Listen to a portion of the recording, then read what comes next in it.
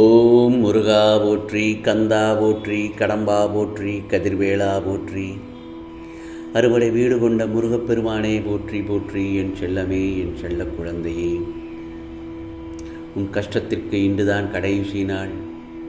இந்த பழனி முருகனை நம்பினால் நான் சொல்வதை ஒரு 6 நிமிடம் மட்டும் கேள் என் செல்லமே. உன் நல்ல மனதினால்தான் நீ பலவற்றை பொறுத்து கொண்டு செல்கிறாய். ஆனால் அதை உணர வேண்டிய சிலர் உணராமல் இருப்பது உனக்கு கஷ்டத்தை தருகிறதல்லவா? கவலைப்படாதே என் செல்லமே.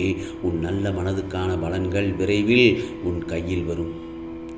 ஆகையால் எந்த ஒரு விஷயத்தையும் நினைத்து நினைத்து பதற்றமடையாதே. இந்த முருகப்பெருமானை நினைத்து அர்ப்பணிப்போடு நீ செய்யும் செயலை தொடங்கு.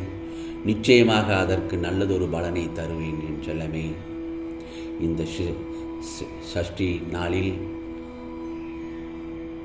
இந்த முருகப்பெருமானின் திருவடியை நினைவோடும் நடக்கும் வாழ்க்கை சில நேரங்கள் தாமதமாக இருந்தாலும் தவறாமல் என்னுடைய முருகப்பெருமானின் ஆசீர்வாதம் நிச்சயமாக உனக்கு கிடைக்கும் என் செல்லமே. வாழ்க்கையில் சில நேரங்களில் உனக்கு புரியாத விதமாக பெரிய அதிர்ஷ்டங்கள் வந்து சேரும். அது யாராலோ எதனாலோ உனக்கு நிகழும், உனக்காக நிகழும். ஒரு சிறிய வார்த்தை, ஒரு சிறிய செயல், ஒரு சிறிய உதவி என்று தோன்றினாலும் அந்த தருணத்தில் அது உனக்காகவே இந்த முருகப்பெருமான் நான் ஏற்பாடு செய்த அருளாக நிச்சயமாக இருக்கும். அந்த சிறிய உதவி பிறகு உனக்கு பெரிய நல்லதொரு மாற்றத்தை ஏற்படுத்தும் விதமாக வளர்ந்து உன் வாழ்க்கையில் ஒரு பெரிய நன்மையை உன்னை வந்து சேரும் என் செல்லமே. உனக்கு சந்தோஷம்தானே? ஆகையால் எந்த ஒரு உதவியையும் சிறியது என்று நினைக்கலாம், எந்த ஒரு உதவியையும் சிறியது என்று நினைக்கலாம். அதை நான் தரும் அருளாக ஏற்று நன்றி உணர்வோடு இரு. உனக்கு கிடைக்கும் அந்த தருணங்கள் உன் எதிர்காலத்தை தட்டி எழுப்பும் அரிய வாய்ப்புகள். அதை முதலில் நினைவில் கொள் என் செல்லமே. நான் தரும் அருள் சில நேரங்களில் மனிதர்களின் கைகளில் இருந்துதான் உன்னிடத்தில் வந்து சேரும் என்பதை மறந்துவிடாதே.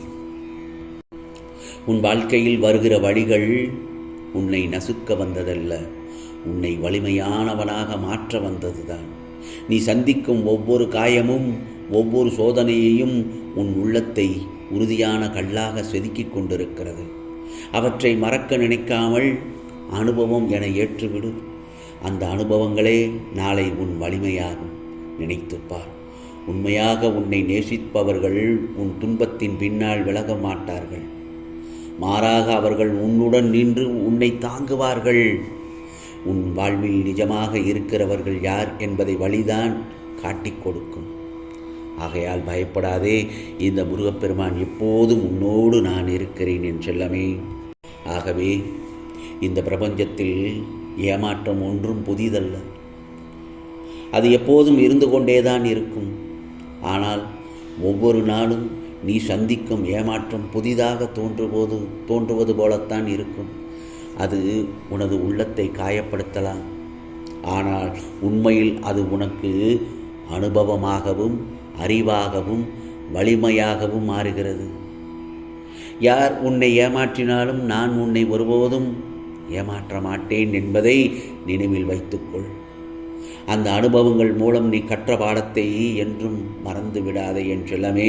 எனவே பதற்றப்படாதே, மனம் தளராதே, கவலைப்படாதே. இனி உன் பாதை இந்த முருகப்பெருமானின் அருளால் என்றும் தெளிவாக இருக்கும் என்பதை தெளிவாக நோக்கத்தோடு சென்று கொண்டே இரு. உனக்கான வெற்றி நிச்சயம் என் செல்லமே. முருகனுக்கு அரோகரா, வேலுண்டு வினையில்லை முருகா என்று பதிவு செய்துவிட்டு நான் சொல்வதை கேட்க ஆரம்பி. என்னை நன்றாக பார். இந்த முருகப்பெருமானை நன்றாக பார் என் செல்லமே. நான் எப்படி மகிழ்ச்சியோடு இருக்கிறேனோ அதே போன்று உன்னையும் மகிழ்ச்சியோடு தான் வைக்கப் போகிறேன்.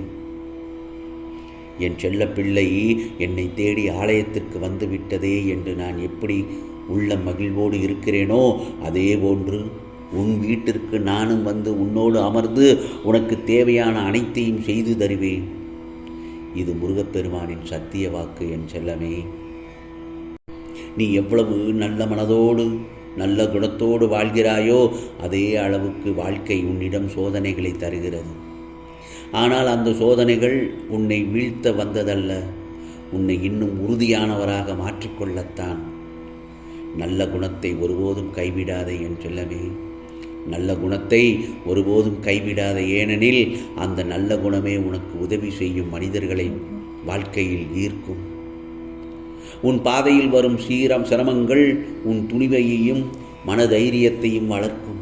எனவே எதற்கும் கலங்காமல் நான் உன்னுடன் இருப்பேன் என்ற நம்பிக்கையுடன் முன்னேறு. அனைத்தையும் இந்த முருகப்பெருமான் உனக்காக நடத்தி தருவேன். இது முருகப்பெருமானின் சத்திய வாக்கு. நீ மீண்டும் ஒரு சாதாரண மனிதரைப் போல கவலைகளை தூக்கி சுமக்க ஆரம்பித்து விட்டாய். ஏன்? அந்த கவலைகளால் உனக்கு கோபமும் எரிச்சலும் உண்டாகிறது. நீ எல்லாம் அறிந்தது தானே. எந்த ஒரு நிகழ்வும் ஏன் நடக்கிறது என்பதையும் நீ அறிந்ததுதான். ஒவ்வொரு இன்பத்தின் முடிவில் துன்பமும், ஒவ்வொரு துன்பத்தின் முடிவில் இன்பமும் ஒளிந்து இருப்பதையும் அறிந்து இருக்கிறாய். எல்லாம் அறிந்தும் நடக்கும் நிகழ்வுகளை கண்டு உணர்ச்சி வசப்படாதே. உனக்கே உரித்தான பெருந்தன்மையோடு விட்டு கொடுத்து சொல். இழப்புகளை ஏற்றுக்கொள். அந்த தவறுகளை மீண்டும் செய்யாதே.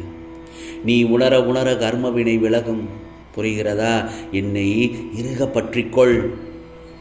முருகா முருகா என்று என் நாமம் உச்சரித்து கொண்டே இரு. என் நாமத்தை எல்லாவற்றையும் கடக்க உனக்கு சக்தி கிடைக்கும் என் செல்லமே.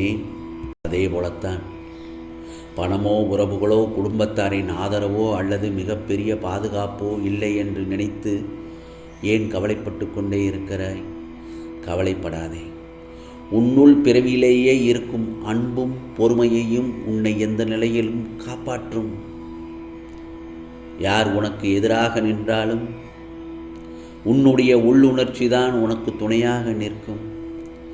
தாய்மை போல உன் உள்ளத்தில் இருக்கும் அந்த தெய்வீக வலிமை உன்னை எப்போதும் தைரியமாக நிறுத்தும்.